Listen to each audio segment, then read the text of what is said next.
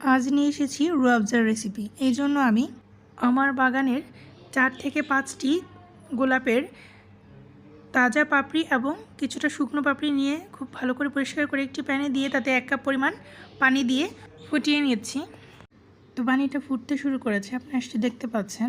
আর এইভাবে করে 5 মিনিট ফুটিয়ে নেব যেন গোলাপের নির্যাসটা পুরোপুরি পানিতে চলে আসে। গোলাপের পাপড়ির যে নির্যাসটা সেটা পুরোপুরিভাবে পানিতে চলে এসেছে, আপনারা নিশ্চয়ই দেখতে পাচ্ছেন। এর কালারটা চেঞ্জ হয়ে গেছে। এখন আমি একটি ছাঁকনির সাহায্যে এই গোলাপ জলটা ছেঁকে নিচ্ছি। গোলাপ জলটা ছেঁকে নেওয়ার পর এখন আমি এখানে কিছু ফল, আপেল এবং কলা ছোট করে টুকরো করে নিয়েছি। এখন আমি এগুলোকে ব্লেন্ড করে নেব। আপনারা চাইলে অন্যান্য যে কোনো ফল দিতে পারেন। ফলটা ব্লেন্ড করে নেওয়ার পর আমি সেই গোলাপ জলটা সেই একই প্যানে আবার দিয়ে দিয়েছি। চুলাটা অন করে দিয়েছি। এখন আমি গোলাপ জলে দিয়ে দিয়েছি 1 কাপ পরিমাণ চিনি।